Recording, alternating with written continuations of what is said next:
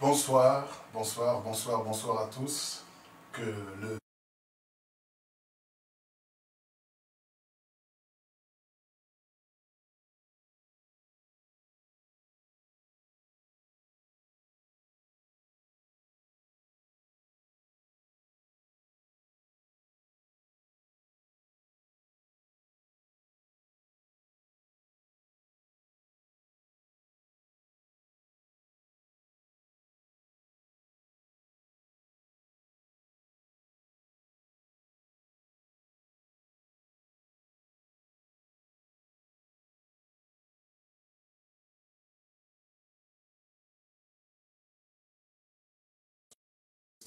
parce qu'il voudrait que nous puissions parler sur le deuil.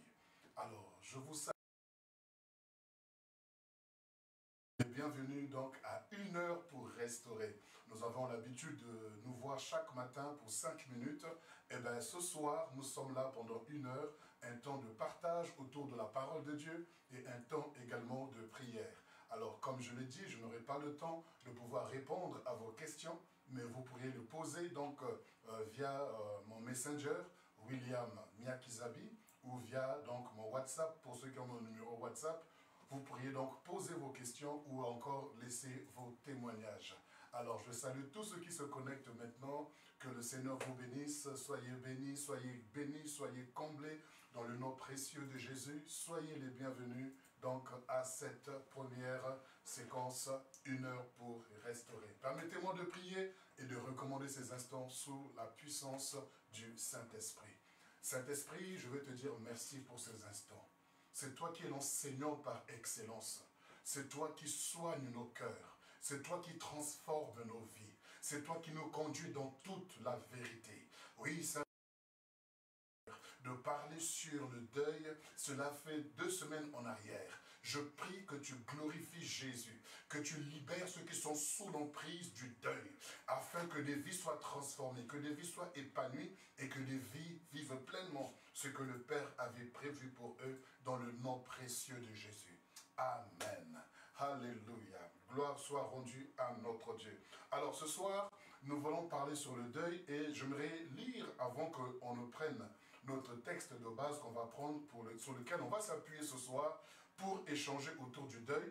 Je voudrais d'abord prendre quelques extraits de versets bibliques qui montrent que la Bible parle bel et bien du deuil, que le deuil est dans la Bible et que nous, en tant qu'enfants de Dieu, on doit en parler pour pouvoir en sortir libre. Parce que tout ce que le diable fait et que tu ne parles pas de ça, eh bien le diable va continuer à te presser par rapport à ça, va continuer à te cribler par rapport à cela. Mais lorsque tu le dis, lorsque tu parles, lorsque tu enseignes sur ces choses, la Bible dit, vous connaîtrez la vérité et la vérité vous rendra libre. Alors le Seigneur veut nous rendre libres par rapport au deuil. Alors je voudrais lire quelques extraits, d'abord dans la Bible, et vous allez comprendre que le deuil est biblique.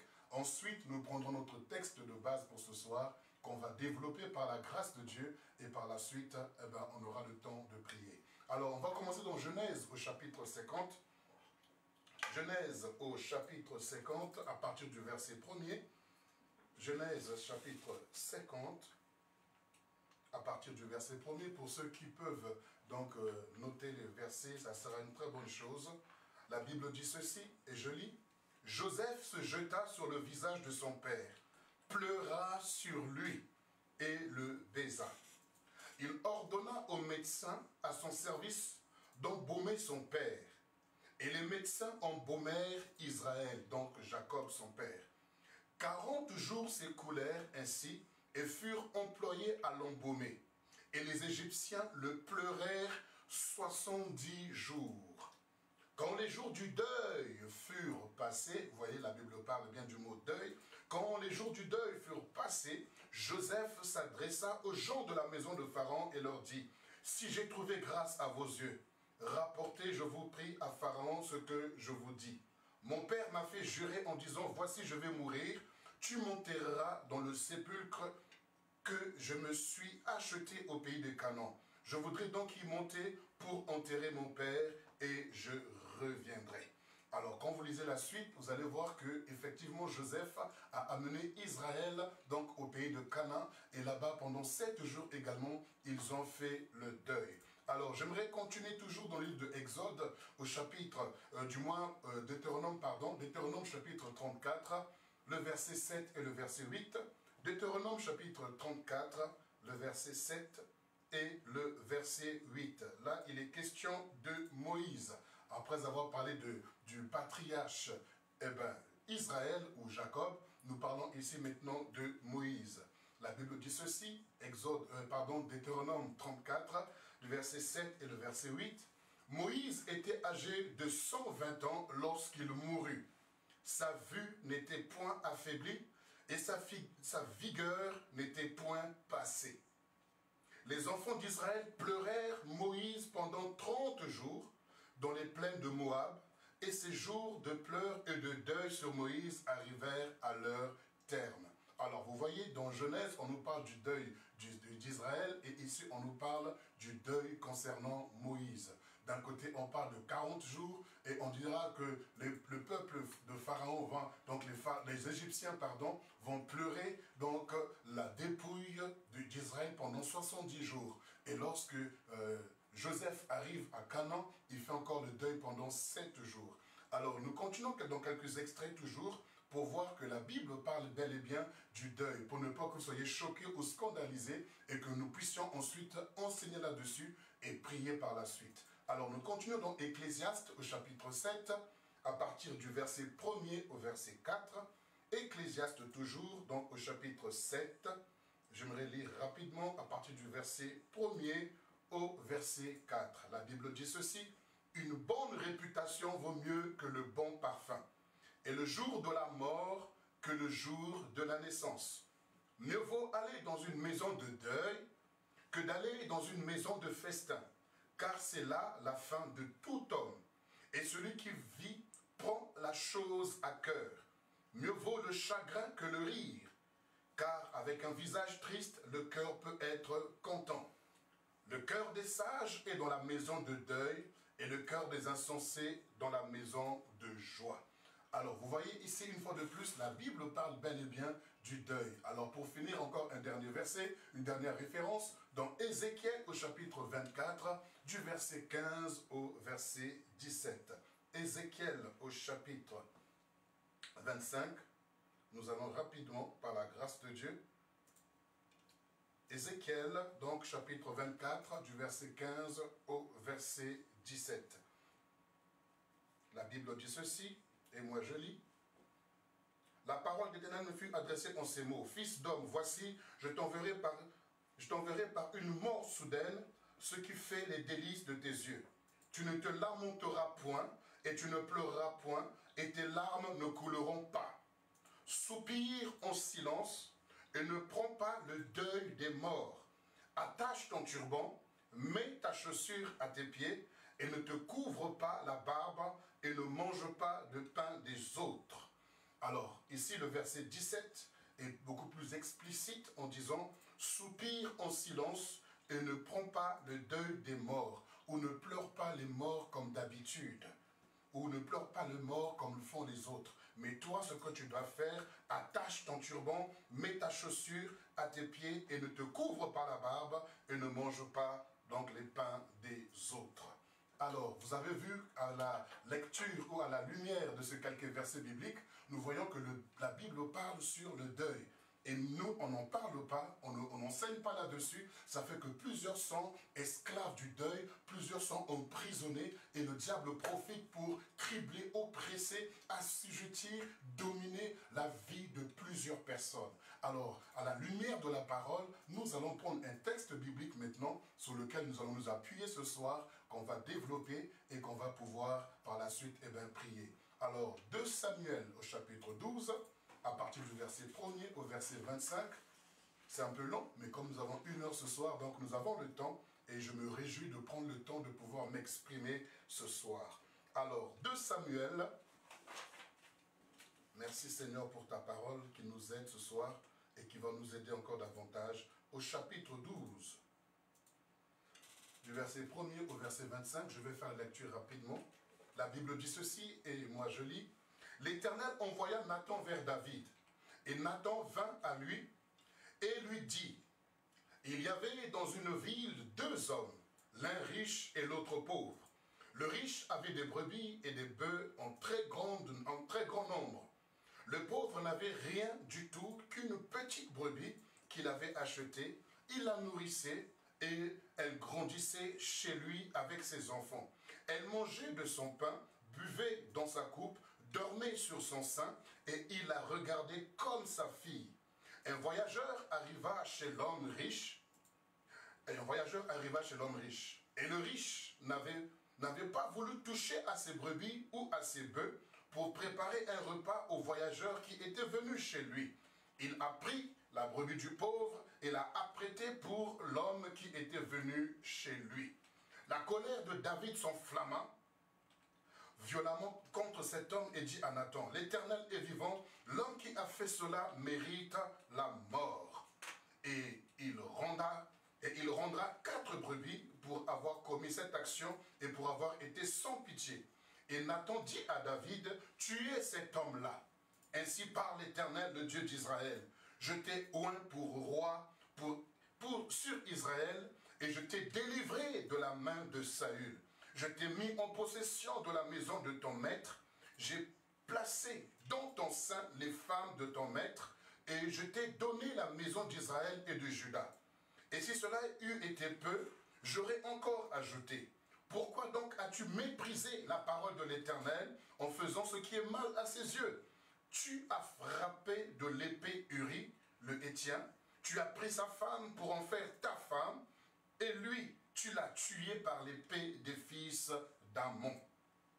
Maintenant, l'épée ne s'éloignera jamais de ta maison, parce que tu m'as méprisé, et parce que tu as pris la femme d'Uri, le Héthien, pour en faire ta femme.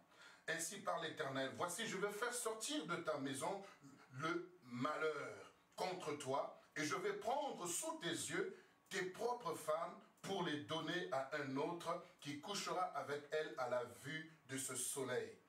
Car tu as agi en secret, et moi je ferai cela en présence de tout Israël et à la face du soleil. David dit à Nathan, j'ai péché contre l'Éternel.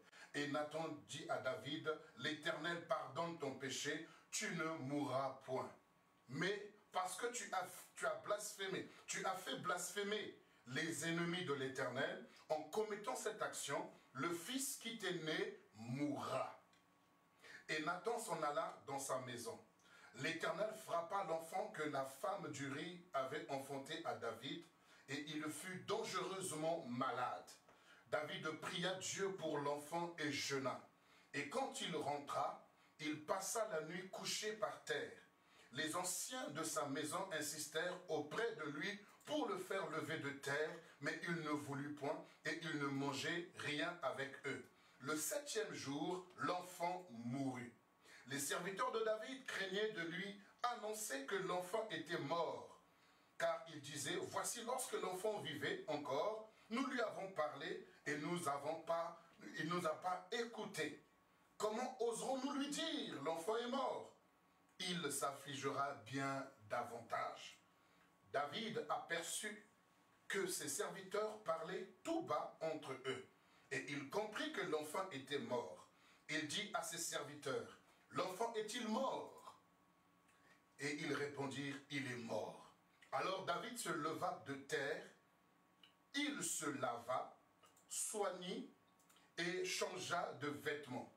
Puis il alla dans la maison de l'Éternel et se prosterna. De retour chez lui, il demanda qu'on lui servît à manger et il mangea. Ses serviteurs lui dirent, que signifie ce que tu fais? Tandis que l'enfant vivait, tu jeûnais et tu pleurais. Et maintenant que l'enfant est mort, tu te lèves et tu manges. Il répondit, lorsque l'enfant vivait encore, je jeûnais et je pleurais, car je disais, qui sait si l'Éternel n'aura pas pitié de moi et si l'enfant ne vivra pas? Mais maintenant qu'il est mort, pourquoi jeûnerai-je? Puis-je le faire revenir? J'irai vers lui. Mais il ne reviendra pas vers moi. David consola Bathsheba, sa femme, Et il alla auprès d'elle et coucha avec elle.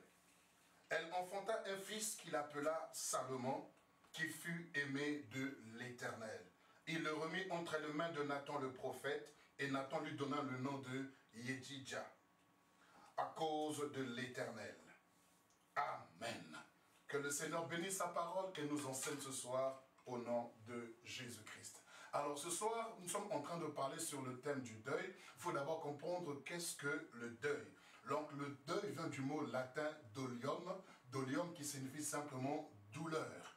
Et nous avons aussi en ancien français, le français ancien, donc duel, duel également qui signifie douleur. Donc lorsqu'on parle du deuil, c'est une période dans laquelle nos sentiments, notre affliction est profonde parce que nous avons perdu un être cher.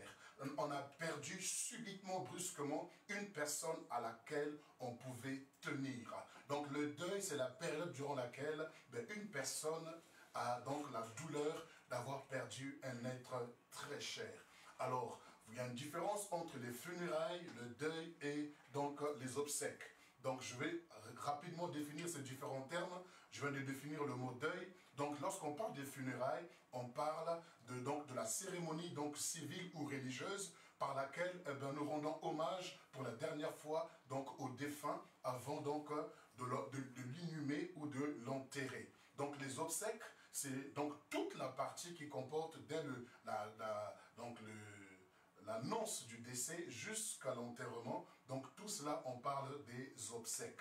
Donc les obsèques, les funérailles, le deuil, donc ce sont des mots souvent qu'on n'emploie pas, mais souvent, quand ça nous atteint, on est affligé. Alors vous devez comprendre qu'en Israël, lorsqu'il y avait le deuil, il y avait une façon de le faire ou de l'exprimer. Remarquerez, lorsque David, dans 2 Samuel au chapitre 1, lorsqu'on lui annonce la mort de Jonathan et la mort de Saül, la première des choses qu'il va faire, il va déchirer ses vêtements. Lorsque quelqu'un était endeuillé, lorsque la personne portait le deuil d'une personne, elle déchirait ses vêtements, elle se roulait donc dans la cendre et elle portait des sacs sur elle. Donc elle était dans l'humiliation. C'est la même attitude également que souvent il prenait lorsqu'il voulait jeûner. Donc il ne se lavait pas, il ne changeait pas de vêtements, bien que ces vêtements étaient déchirés, il restait ainsi parce qu'il voulait exprimer leur douleur, il voulait exprimer leur souffrance. Et par-ci, par-là également, selon les cultures des uns et des autres, il y a une façon de porter le deuil, une façon de vivre le deuil. Alors, vous remarquerez également que cette coutume ou cette tradition amène les gens souvent à être bloqués, à être statiques et à ne plus bouger ou à ne plus s'épanouir. La Bible nous parle ici donc de l'histoire de David, que je viens de lire par la grâce de Dieu. J'ai voulu qu'on lise l'histoire entièrement pour que nous comprenions un peu le contexte. David, donc, qui va, lorsque tous les rois étaient en campagne, donc à la conquête, était en guerre, lui, il a voulu se reposer, et donc en se promenant sur son toit, voici qu'il a vu donc Bathsheba qui était en train de se laver, et il a convoité, il est allé vers elle, et lorsqu'il a appris qu'elle était enceinte, il a fait tuer donc son mari, et tout cela déplut à l'Éternel. Alors voici que donc la Bible nous parle de le prophète Nathan qui vient auprès de David pour lui annoncer cela. Et lorsque David apprend cela, il va s'humilier devant le Seigneur pour dire « J'ai péché contre l'Éternel ». Et voici la phrase du prophète « L'Éternel pardonne ton péché et tu ne mourras point ».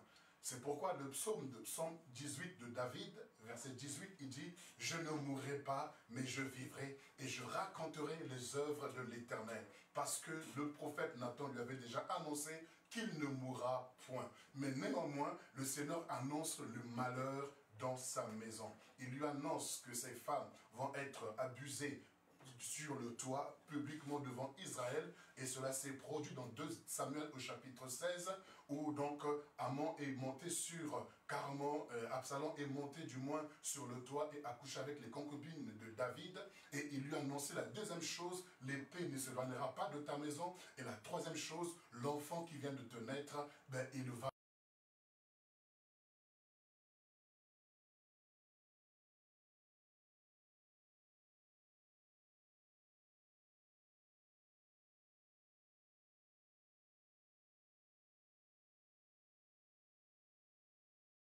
Personne ne voudrait se séparer des personnes avec qui nous avons grandi, avec qui nous avons fait une histoire, ou avec qui, eh bien, ces personnes qui nous ont impactés positivement, même si c'est négativement qu'elles nous ont impactés, mais dès lors où elles font partie de notre sang, elles font partie des nôtres, eh bien, on a du mal à s'en séparer. Parce que personne ne peut souhaiter la mort, même de son pire ennemi. Alors, lorsque David apprend que l'Éternel veut frapper l'enfant qui vient de naître, et la Bible dit Nathan rentra dans sa maison. Il alla chez lui, donc David est face à ce challenge et il va prendre un temps de jeûne et prière. Il va s'humilier devant le Seigneur et il va déchirer ses vêtements. Il va rester au sol pendant 7 jours, implorant la grâce de Dieu pour que cette sentence s'éloigne complètement en disant c'est moi qui ai péché.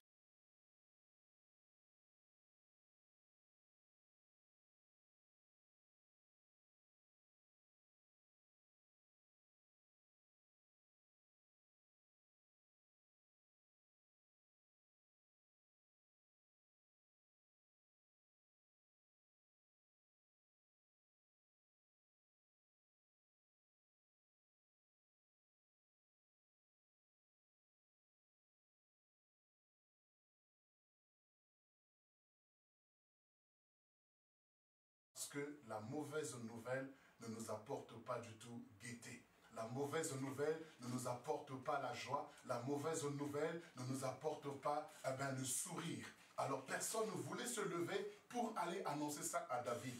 Et David lui-même constate qu'il y a des mouvements bizarres auprès de ses serviteurs et il pose la question, est-ce que mon fils est mort? Il dit oui, il est mort. Alors David va se lever, se laver, va s'habiller, il va d'abord aller rendre grâce à Dieu dans le temple, ensuite il va rentrer à la maison, il va se changer, il va manger, il va se oindre, se parfumer et ensuite il va vaquer à sa vie de tous les jours. Et alors les hommes lui posent la question, mais que signifie ce que tu fais David? Lorsque l'enfant était vivant, tu jeûnais. Maintenant qu'il est mort, la deuxième étape, c'est le jugement. Donc tu vas indexer quelqu'un, tu vas accuser quelqu'un, ou alors toi-même, donc c'est ce qu'on appelle la culpabilité. Tu es rongé par la culpabilité en te disant que j'aurais pu mieux faire. Pourquoi je n'ai pas été présent? Pourquoi je n'ai pas fait ceci? Pourquoi je n'ai pas fait cela? La mort, lorsqu'elle arrive, elle ne prévient personne. Lorsque la mort arrive, même si tu es gardien, même si tu es policier, même si je ne sais quoi, tu ne peux absolument rien faire. C'est l'attitude que David a eue. Il a jeûné et prié pour ne pas que cela arrive. Et lorsque cela est arrivé, il n'a pas continué dans le jeûne et prière. Il s'est levé, il s'est lavé. Beaucoup auraient pu dire dans le milieu africain que David est un sorcier. Parce que comment est-ce qu'on lui annonce la mort de son fils? Il va se lever, il va se laver et il va manger comme si de rien n'était. Parce qu'on vient de lire dans Ézéchiel, au chapitre 24, le verset 17, tu vas pas pleurer comme d'habitude ou tu ne vas pas pleurer comme les autres. Tu ne vas pas mener le deuil comme les autres, mais toi tu garderas ton turban sur la tête, tu garderas donc tes vêtements et tu garderas ta barbe propre parce que il faut que tu comprennes qu'il y a toi, en tant qu'enfant de Dieu, tu ne dois pas pleurer comme ceux qui sont sans espérance. Tu ne dois pas pleurer comme les païens qui sont sans espérance. Alors, la troisième étape du deuil, nous avons parlé d'abord du choc. Ensuite, nous avons parlé de l'étape du jugement. Ensuite, nous parlons de la troisième étape, l'étape où, alors, tu es comme toi-même mort ou morte. C'est-à-dire que tu ne produis absolument plus rien. Tu ne donnes plus rien. Et tu ne reçois plus rien. Parce que tu as l'impression que tu es parti avec la personne qui est partie. On a l'impression que la vraie personne qui était présente est partie. Mais j'aimerais te dire ce soir de la part de l'Éternel, tu ne dois plus pleurer comme ceux qui pleurent sans espérance. Tu as un Dieu vivant et tu as un Dieu véritable. Le Seigneur a voulu que je fasse cette émission pour que toi, tu sortes complètement de ton deuil. Il est temps que tu sortes de ton deuil. Peu importe la cause du décès. Parce que le choc aussi est l'ensemble des questions qu'on se pose, c'est alors comment cela est arrivé, pourquoi cela est arrivé, pourquoi est-ce que, et nous devons souvent même se dire pourquoi ce n'est pas moi qui suis parti. Il y a tant de questions et souvent aussi ce choc est dû à la manière dont la personne est partie. Donc les circonstances ou l'origine du décès aussi amènent alors un traumatisme, un choc. Toutes ces choses, le diable s'en sert pour te maintenir dans la culpabilité ou dans le jugement envers les autres, pour condamner les autres, et aussi pour t'empêcher de pouvoir t'épanouir et de pouvoir exercer ce à quoi le Seigneur t'a appelé. C'est vrai que la personne est partie, c'est très douloureux. C'est vrai que la personne est partie, mais tu ne peux pas la ramener. Tu ne peux pas la ramener et elle ne reviendra pas vers toi, mais c'est toi qui iras vers elle au temps voulu par le Seigneur. Mais tu dois comprendre que tu as un parcours à faire. Tu as une destinée à accomplir sur la terre. Tu as des choses à faire sur la terre. Tout comme un enfant qui sort des entrailles de sa mère, on coupe le cordon ombilical. Tu dois comprendre que cet enfant dont on coupe le cordon ombilical, cela signifie qu'il doit vaquer à la destinée que le Seigneur a prévue pour lui. C'est comme ça que nous sommes en famille, c'est vrai, nous sommes entourés, c'est vrai, mais chacun a sa destinée à accomplir avec le Seigneur. La personne, elle est partie, mais toi, tu as un travail à faire. Relève-toi. Essuie tes larmes.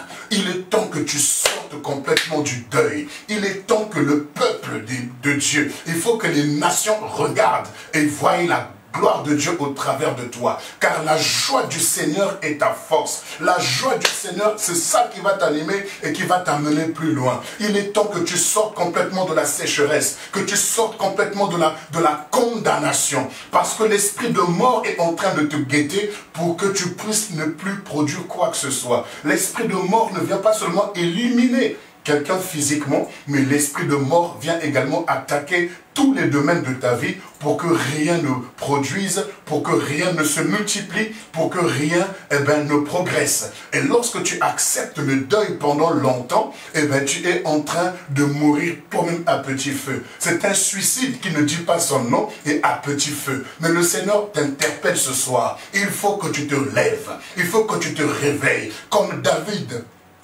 Il s'est levé de la terre où il était pendant 7 jours. Il était par terre pendant 7 jours, mais il s'est levé. Je prie au nom de Jésus que tu te lèves également, que tu te relèves également. Ça fait peut-être 30 jours, 6 mois, 1 année, 3 ans, 15 ans, d'autres qui mènent le deuil pendant 30 ans, 50 ans. Il est temps que tu te lèves. Et c'est quoi faire le deuil? C'est accepter que la personne est partie. Faire le deuil, c'est accepter que la personne est partie. Comment savoir que tu n'as pas encore fait le deuil? C'est simple. Lorsque tu es toujours attaché à la personne, on voit la photo de la personne partout. Sur tes statuts, on voit la photo de la personne. Dans ta maison, on voit la photo de la personne. Tu as ses vêtements, tu as ses objets qu'il a laissés ou qu'elle a laissés. Cela révèle que tu es encore attaché à la personne qui est partie. Ou lorsqu'on fait mention du nom de la personne, tes larmes coulent. Cela signifie que tu n'as pas encore fait le deuil. Cela signifie que tu es encore dedans. Et plus tu resteras dedans, tu donnes accès au malin de te cribler, de t'amener dans la tristesse, de t'amener dans l'angoisse, de t'emmener dans le chagrin. Et tout ce que tu transmets autour de toi, ce n'est que tristesse, ce n'est que chagrin. Tu es en train de dépérir à petit feu. Pourquoi? Parce que tu es encore dans le deuil. Mais il est temps que tu sortes de là. Il est temps que tu acceptes que la personne est partie. Ce n'est pas la photo qui ramènera la personne. Ce n'est pas le vêtement qui ramènera la personne. C'est lorsqu'on est comme on est venu annoncer à Jacob, avec un vêtement à l'appui, le vêtement de Joseph, bigarré, donc multicolore, que ses frères ont amené avec le sang. Ils l'ont amené auprès de Jacob pour dire, voilà le vêtement de Joseph, et pour dire qu'il était alors tué par des lions. Et la Bible dit que Jacob a pleuré Joseph. Il est resté dans le deuil pendant 17 ans. 17 ans, donc, parce que il était, rappelez-vous, donc, lorsqu'il est parti de la maison de son père, Joseph avait 17 ans. Et lorsqu'il est arrivé chez le pharaon, imaginez-vous, il avait 30 ans. Donc, ça fait 13 ans. Et le temps qu'il reste pour que le pharaon puisse l'introduire, ça fait plus de 30 ans qu'il est resté dans le deuil. Parce que 30 ans, c'est au moment où maintenant il revient. Donc plus de 30 ans de deuil lorsque Joseph renvoie ses frères pour dire, allez dire à mon frère que je vis encore. Et lorsqu'ils sont partis dire à leur père, pardon, que Joseph vit encore, c'est là où maintenant il est sorti de ce deuil-là. il est sorti de ce deuil. Il a accepté que son fils vit encore. Oui, tu dois comprendre que si ton fils, ta fille, ou si ton parent qui est parti était dans le Seigneur, tu dois comprendre qu'il vit encore. Car Jésus a dit, celui qui croira en moi, quand bien même il mourra, il vivra. Donc tu comprends qu'il vit encore. Oui, la nouvelle est venue de la part de Joseph par ses frères pour dire au père qui était dans le deuil, Joseph vit encore. C'est la parole que Jésus nous a adressée, celui qui croira en moi. Et quand bien même il mourra, il vivra. Nous avons cette assurance, nous avons cette espérance qu'il vit encore, elle vit encore, et ce n'est pas comme a dit David, à lui ou à elle de revenir, mais c'est à moi d'aller vers. Et le temps viendra où j'irai. Mais avant que je ne parte, je dois marquer ma génération, je dois marquer mon histoire. Comme a dit David, je ne mourrai pas, mais je vivrai. Et je raconterai les œuvres de l'Éternel. Tu ne dois pas mourir avant le temps. Tu ne dois pas espérer ou désirer la mort avant le temps. Mais tu dois vivre pleinement ce que le Seigneur a prévu pour toi. Tu dois vivre pleinement ce que le Seigneur veut que tu vives pour la gloire de son nom. Le signe maintenant qui révèle que tu as fait le deuil de la personne, c'est que lorsqu'on fait mention du nom de la personne, il n'y a plus de larmes. Le signe qui révèle que tu n'as plus... Tu as fait le deuil de la personne. Quand tu vois la photo de la personne, il n'y a plus de larmes. Il n'y a plus aucune douleur. Mais il y a une paix qui remplit ton cœur. Et tu peux progresser, tu peux avancer parce que tu as fait le deuil. Parce que ce n'est pas à la personne de revenir, mais c'est à toi d'aller. Et c'est le chemin de toute la terre. Comme a dit Ecclésiaste, mieux vaut aller dans une maison de deuil que dans une maison de festin. Parce que lorsque tu vas dans une maison de deuil, la personne réfléchit pour dire que moi aussi un jour, je quitterai cette terre. Moi aussi un jour, je partirai. Mais dans quelles conditions est-ce que je partirai? Peu importe. Mais est-ce que je suis en bon terme avec mon Dieu? Est-ce que je suis en bonne relation avec mon Dieu? Et la personne peut rectifier, corriger sa marche, corriger son comportement, son attitude, parce que dans la maison de deuil, on prend le temps de réfléchir. Mais dans la maison de festin, c'est la réjouissance, on danse, on se livre donc à la joie, mais on n'a pas le temps de réfléchir sur sa marche ou sur son parcours sur cette terre. Ce soir, tu es chantre, tu es intercesseur, tu es prédicateur, prédicatrice. Tu es au service du Seigneur. Tu vas au culte tous les jours. Mais il y a un chagrin qui t'anime perpétuellement. Tu es dans une tristesse. Tu ne comprends pas pourquoi. Tu es en train de marcher, mais les larmes coulent toutes seules. Tu ne comprends pas pourquoi. Tu vois tout comme sombre autour de toi. Tu vois tout comme étant gris autour de toi. Tu vois tout comme étant obscur autour de toi. Parce que tu es dans le deuil. Lorsque tu es dans le deuil, tout est sombre autour de toi. Tu n'as plus goût à rien. La vie ne te dit absolument plus rien du tout parce que tu es dans le deuil. Il est temps que tu sortes complètement du deuil. Comme l'a dit David dans le psaume 51, j'aimerais lire rapidement le psaume 51, la Bible dit « Rends-moi la joie de ton salut ». Nous sommes dans le psaume 51 au verset 14. « Rends-moi la joie de ton salut ». Ça signifie « Rends-moi la joie d'être sauvé ». « Rends-moi la joie de te servir ». « Rends-moi la joie de t'appartenir ». « Rends-moi la joie de pouvoir être ton enfant ».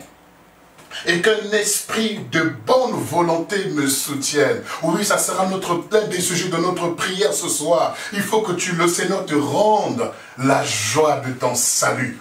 Il faut que le Seigneur te donne encore la joie de le servir. Rends-moi la joie de ton salut. Car la joie du Seigneur est notre force. Il faut que tu sortes complètement du deuil. Parce que l'esprit de mort te guette. L'esprit de mort t'environne. Et puis tu ne crois plus en l'avenir. Tu ne crois plus en personne. Tu ne crois même plus en toi-même. Tu ne crois plus en rien. Parce que tu as l'impression que la personne qui est partie avec avec tout. Non, la personne n'est pas partie avec tout parce que Jésus est de ton côté. Le Seigneur de gloire est avec toi. La mort était autrefois un mystère. La mort était autrefois un ennemi redoutable. Mais Jésus a dépouillé la mort. Jésus a englouti la mort dans la victoire. Jésus a déchiré la mort. Et parce que Christ a vaincu la mort, je n'ai plus peur de la mort. Je ne suis plus angoissé face à la mort. Je ne suis plus effrayé face à la mort. Les enfants de Dieu ont peur même du mot simplement mort. Ils ont peur de ce mot et le diable joue avec ça. Il t'intimide matin, midi, soir avec ça. Il te tétanise et il te bloque matin, midi, soir. Et tout se passe au-dedans de toi. Mais ce soir, nous voulons dire, Seigneur, rends-moi la joie de ton salut. Rends-moi la joie d'être sauvé. Rends-moi la joie de te servir. Rends-moi la joie de t'appartenir. Et renouvelle en moi un esprit bien disposé. Et donne-moi un esprit de bonne volonté. Et il dit encore dans le psaume toujours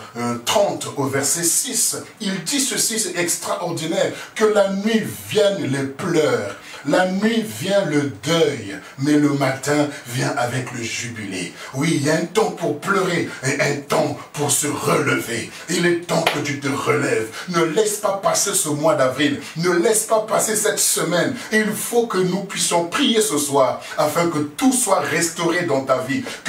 Que ta joie soit totalement restaurée. L'une des raisons pour lesquelles le Seigneur a été oint. Luc chapitre 4, verset 18, la Bible dit, « L'Esprit du Seigneur est sur moi. Il m'a oint pour guérir ceux qui ont le cœur brisé. » La grâce de Dieu, l'Esprit de Dieu est là pour guérir ton cœur qui a été brisé par le deuil, ton cœur qui est en lambeaux, ton cœur qui est en pièces, ton cœur qui est brisé, ton cœur qui est sous le poids de la mort. L'Esprit de Dieu est là ce soir pour guérir ton cœur et que le deuil disparaisse totalement, que tu déchires le vêtement de deuil, que tu enlèves le voile du deuil, que tu te relèves comme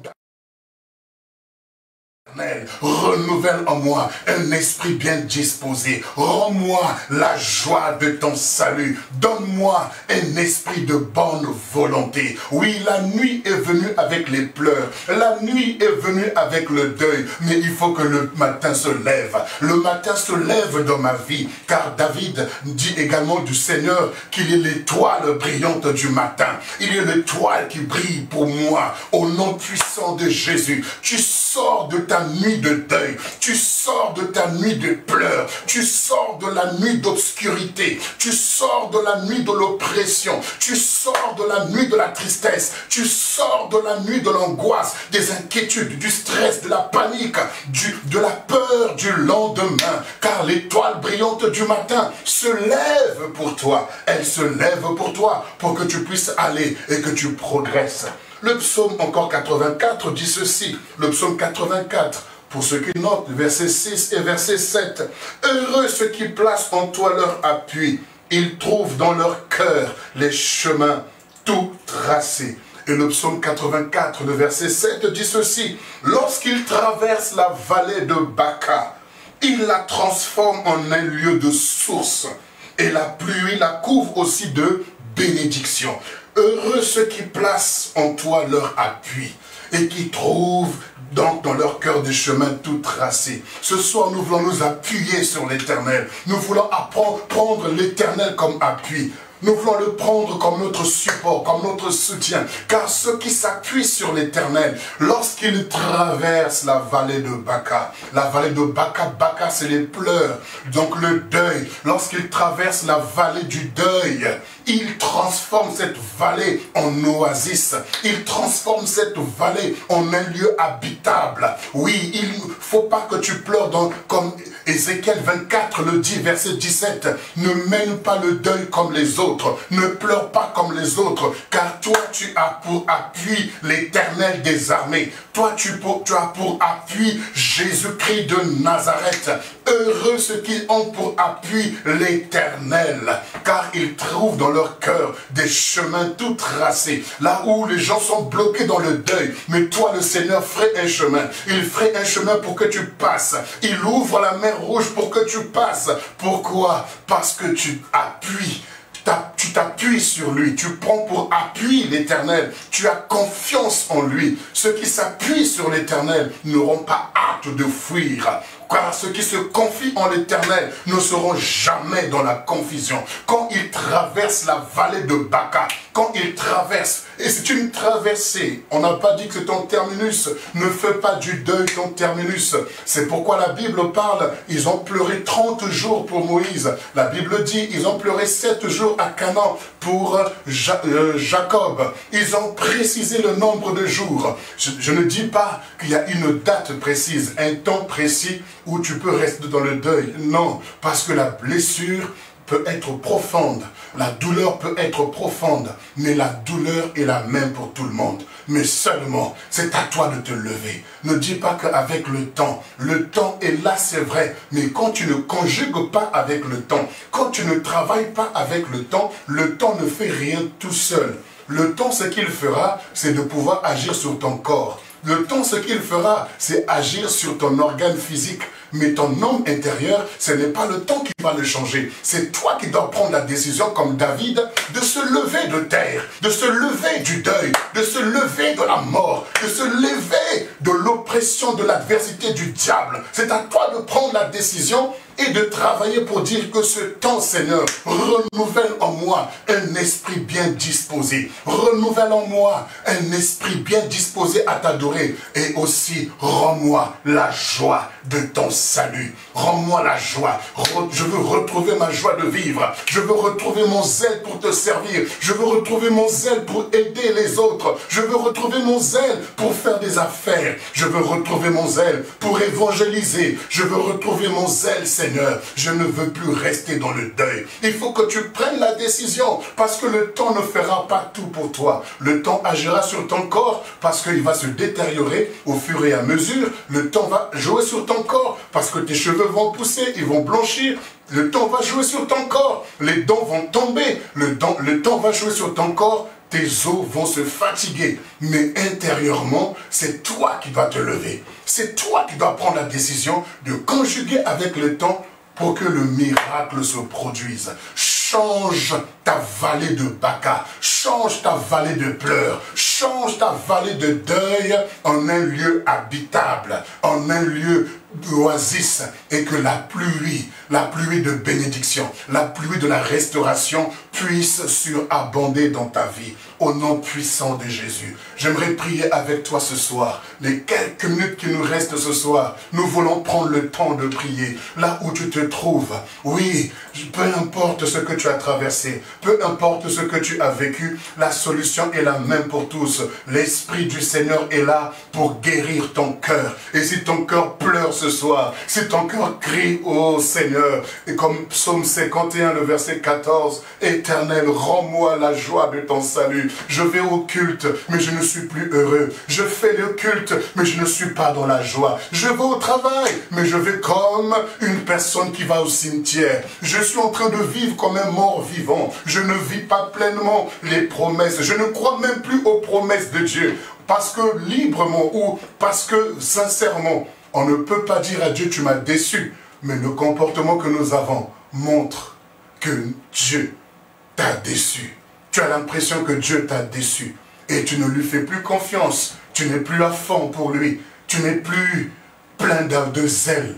Mais ce soir, comme David a dit le psaume 51, 14, rends-moi la joie de ton salut. Je veux t'adorer comme le jour d'autrefois. Je veux te servir sincèrement. Je me suis relâché. Je me suis laissé aller. Tu vas prier ce soir pour dire, Seigneur, rends-moi la joie de ton salut. Tu es dans ta maison. Tu peux te mettre à même le sol. Tu peux te mettre à genoux. Tu peux lever les mains vers le ciel. Mais prends le temps de prier maintenant. Alléluia. Seigneur notre Père, notre Dieu, c'est toi qui as voulu ce rendez-vous ce soir pour que je puisse parler sur le deuil. Parce que le deuil deuil est en train de sévir parmi ton peuple. Le deuil est en train de sévir. Les gens sont dans la douleur. Les gens sont dans les lamentations. Alors que toi, tu es le Dieu vivant, le Dieu de la vie, le Dieu de paix, le Dieu de la restauration, le Dieu des miracles. Seigneur, restaure les cœurs brisés ce soir. Rends la joie à mon frère. Rends la joie à ma sœur. Que Père, les événements fâcheux, les événements tristes, les événements douloureux, les événements, Seigneur, insurmontables qu'ils ont vécus, qu'ils ont subis, qu'ils traversent, Seigneur, ne puisse pas les emprisonner, ne puisse pas les maintenir dans la bassesse, ne puisse pas les maintenir dans l'esclavagisme, mais que ce soir, la Bible dit, l'onction brise le joug, que le joug du deuil soit brisé, que le joug des lamentations soit brisé, que le joug de toute forme d'esclavagisme dû au deuil soit totalement brisé ce soir. Dans le nom de Jésus, je vous déclare libre ce soir, libre de servir votre Dieu, libre de reprendre votre vie en main. Père, renouvelle en nous un esprit bien disposé. Donne-nous, ô notre Dieu, la joie. Rends-nous, Seigneur, la joie de ton salut. Que personne ne reste dans les sépulcres, que personne ne reste dans le tombeau. Seigneur, tu as mené ton serviteur Ézéchiel dans la vallée des ossements desséchés. Et tu as dit à Ézéchiel, ces ossements desséchés, c'est la maison d'Israël, c'est mon peuple que j'ai racheté par le sang de Jésus. C'est mon peuple. Ils disent que nous sommes fichus. Ils disent que notre espérance est finie. Ils disent que notre espérance s'est évanouie. Ils disent qu'il n'y a plus d'espérance. Mais tu diras à ce peuple, voici j'ouvre leur sépulcre et je les fais sortir. Oui, ce soir, le Seigneur ouvre vos sépulcres et il vous fait sortir. Je commande à l'esprit de mort de lâcher vos pensées, de lâcher vos cœurs, de lâcher vos projets, de lâcher vos visions, de lâcher vos affaires, de lâcher votre famille au nom puissant de Jésus. Relève-toi, vaillant héros. David s'est relevé de terre malgré la sentence de l'Éternel. Dieu a pris son fils, mais Dieu lui en a donné un autre qui s'appelle Shalom, Yedidia, bien-aimé de l'Éternel. L'Éternel te console ce soir avec son Shalom. Il te console avec sa paix. Reçois sa paix maintenant. Reçois sa paix maintenant. Reçois sa paix maintenant. Ça fait des années que tu es dans le deuil. Ça fait des mois et des mois que tu es dans le deuil. Tes prières ne montent plus vers le ciel. Tu n'as plus la joie de servir ton Dieu. Tu n'as plus la joie de la communion fraternelle. Tu n'as plus la joie de la famille. Tu es déçu. Tu es seul dans ton coin. Tu ne veux voir personne et tu ne veux aller vers personne. Ta vie est devenue une vie d'hypocrisie, une vie d'apparence. Mais le Seigneur veut te délivrer ce soir. Dis ce soir, Seigneur, me voici. David n'a pas eu peur. Lorsque Nathan est venu annoncer la sentence, il a dit, c'est moi, j'ai péché contre l'Éternel. Je me repens. Repens-toi ce soir. Les gens ont besoin de toi. La grâce de Dieu dans ta vie n'est pas pour toi. Le Seigneur l'a mise en toi, c'est pour les autres. Relève-toi. Un peuple nombreux t'attend. Relève-toi. Il y a le shalom de Dieu qui arrive. Relève-toi. Il y a le yedidia de Dieu qui arrive. Relève-toi d'entre les morts. Relève-toi d'entre les attristés. Relève-toi d'entre les abattus. Relève-toi, car Christ t'éclairera. Il y a des choses que tu vas vivre. Ton histoire sera racontée. Ton témoignage va relever des vies. Ton témoignage servira de gage que Christ réellement restaure, que Jésus sauve, que Jésus change les situations. Fais de ton histoire une histoire de restauration, une histoire de consolation, une histoire de soulagement, une histoire qui amène Christ à être relevé ou à être élevé dans les familles, dans les nations, parmi les peuples, que ton histoire ne reste pas dans le placard, que ton histoire ne reste pas sous la table. Tu n'as pas vécu toutes ces choses pour rien. Il faut que tu expérimentes le Dieu qui renverse les situations. Comme a dit Joseph, le mal que vous m'avez fait, le Seigneur l'a changé en bien pour sa gloire. Oui, que le Seigneur change ton deuil en gloire pour sa seule et unique gloire. Il est le Dieu qui renverse, il est le Dieu qui bouleverse, il est le Dieu qui transforme. Que cela soit ainsi pour ta vie, que tu ne vives pas la douleur en vain, que tu ne gémisses pas en vain, que le Dieu du changement, le Dieu de la conversion, le Dieu de la transformation puisse changer ton histoire de deuil en histoire de joie, de célébration, de jubilé. Oui, car heureux ceux qui ont pour l'Éternel leur appui, car ils trouvent des chemins tout tracés dans leur cœur. Et quand ils traversent la vallée de Baca, ils la changent en oasis. Change ton environnement. Change ton environnement. Redonne la joie à ta famille. Redonne la joie autour de toi. En vérité, d'autres sont encore tristes parce que tu es triste. D'autres sont encore abattus parce que tu es abattu. D'autres sont encore à terre parce que toi tu es à terre. D'autres sont faibles parce que tu es faible. Mais quand tu vas te relever, tu vas relever ceux qui te regardent comme un modèle. Tu vas relever, tu vas consoler ceux qui te regardent comme un exemple. Oui, sois un instrument du Seigneur. Sois un outil entre les mains de notre Dieu. Oui, Jésus est allé pleurer Lazare avec les autres, mais il n'est pas resté dans les pleurs. Il n'est pas resté dans le deuil. Il a dit, Lazare sort. Et quand Lazare est sorti, Christ est devenu un sujet de consolation. Christ vit en toi. Jésus vit en toi. Relève-toi et tu apporteras la consolation. Relève-toi et tu apporteras la vie autour de toi. Relève-toi et tu apporteras la paix autour de toi. Parce que les gens attendent que tu te lèves. Les gens attendent que tu puisses être restauré. Parce que le Dieu que tu sers est un Dieu qui console profondément les cœurs. Oui, moi qui vous enseigne ce soir, moi qui vous prêche ce soir, j'ai vécu des deuils. J'en ai vécu, j'ai vécu, mais j'ai vu le Dieu de toute consolation me consoler, me restaurer et me dire, tu ne pleureras pas comme pleurent ceux qui ne me connaissent pas. Et parce que je suis resté fort par sa grâce, pas extérieurement, mais intérieurement et extérieurement. Je suis resté fort par la grâce de Dieu, par la puissance de Dieu, parce que j'ai pour appui l'Éternel des armées. J'ai pour fondation Jésus-Christ de Nazareth, celui qui a bâti sa maison sur le roc.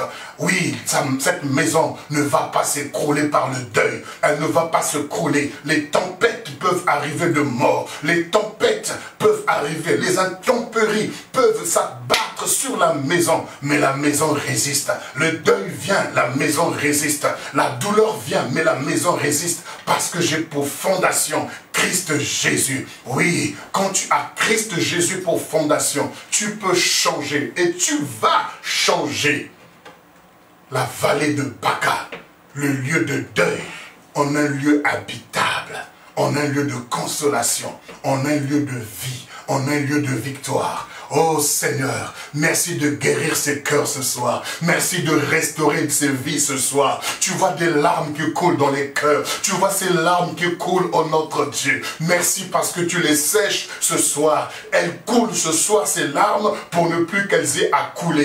Tu cicatrises ces blessures. Je cicatrise ces blessures. Je cicatrise ces blessures. Aussi profondes soient-elles, je les cicatrise au nom de Jésus. Seigneur, nous avons vu dans Genèse 50 que les médecins de Joseph ont embaumé le corps de Jacob pour le garder intact. Mais nous ne sommes pas là pour embaumer, mais nous sommes là pour restaurer. Nous sommes là pour guérir. Et ce soir, dans le nom de Jésus, par la grâce qui repose sur moi, je restaure vos cœurs brisés. Je restaure vos âmes. Au nom de Jésus, ceux qui n'avaient plus vu ton sourire à partir partir de ce soir, ils verront ton sourire, ils verront ta joie, ils verront la consolation que l'Éternel t'accorde. Reçois la guérison dans ton âme, reçois la guérison dans ton cœur, reçois la consolation. Ce qui t'était impossible devient possible. Pardonne à toutes ces personnes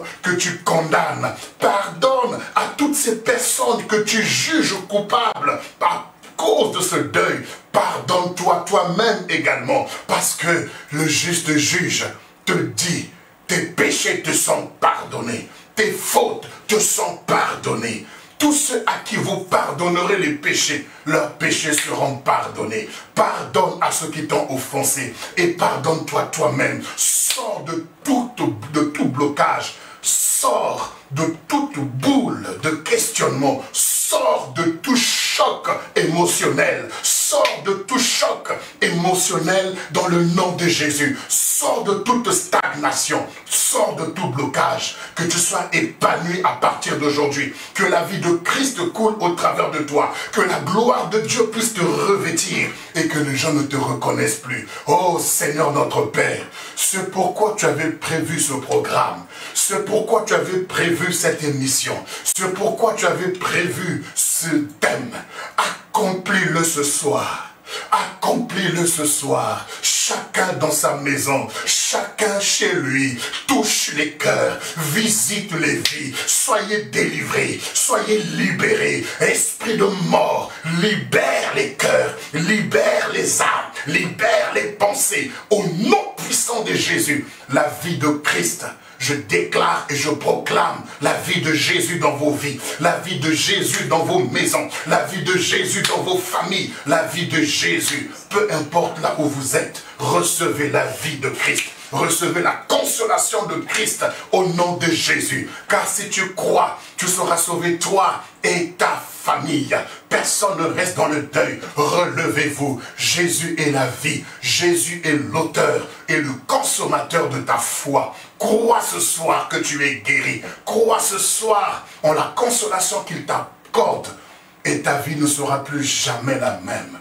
Oh Seigneur, je te dis merci ce soir. Je te dis un grand merci. Merci pour ce programme. Merci Seigneur, parce qu'on ne peut pas parler de restauration sans faire allusion à ce qui a détruit. Oui, le deuil détruit, le deuil brise, le deuil casse, le deuil amène une fausse vision de Dieu que nous servons et de nous-mêmes. Mais la restauration répare. La restauration relève, la restauration console, la restauration guérit, la restauration renouvelle et établit la vérité de Christ. C'est qu'il est la résurrection et la vie. Ô mort, où est ton pouvoir? Ô mort, où est ton aiguillon? La mort a été engloutie dans la victoire. Jésus-Christ est ressuscité et il nous a fait la promesse. Celui qui croira en moi, quand bien même il mourra, il vivra. Il nous a donné la vie éternelle. Car Dieu a tant aimé le monde qu'il a donné son Fils, afin que quiconque croit en lui ne périsse, mais qu'il ait la vie éternelle. Nous avons la vie éternelle dès lors où nous croyons en Christ Jésus. Et on ne peut pas tuer la vie. On peut tuer le corps, mais on ne peut pas tuer la vie. Soyez rassurés, soyez consolés. Relevez-vous comme David s'est relevé de la terre. Relevez-vous, soyez affermis, soyez fortifiés et que la vie de Christ coule en vous et au travers de vous. Qu'on voie à nouveau votre sourire, qu'on voie à nouveau la joie du Seigneur en vous et au travers de vous et que l'on sache que notre Dieu est le Père de toute consolation.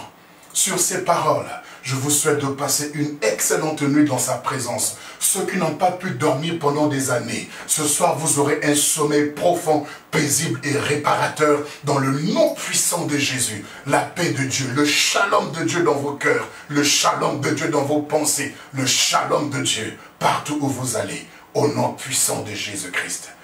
Amen. Que le Seigneur vous bénisse. Ce fut un plaisir de partager cette 1 heure de restauration avec vous. C'est la première et je suis convaincu que ce ne sera pas la dernière. nous irons toujours de l'avant grâce à vous et grâce à vos partages. Et nous voulons aussi saluer ceux qui vont suivre cela en différé. Partagez cela. Si vous trouvez que cela est utile pour quelqu'un, partagez-le et que le Seigneur se souvienne de vous. Vous avez à cœur de faire un don, vous avez à cœur de soutenir également cette vision, faites-le librement. Je pense qu'on a pu mettre ici donc le RIB et donc les coordonnées pour que vous puissiez soutenir cette vision, pour que nous puissions aller loin, parce que nous voulons faire des conférences, nous voulons faire des séminaires, nous voulons faire des programmes pour restaurer les âmes brisées, relever des vies détruites. Et grâce à vous, on ira loin au nom de Jésus. Amen.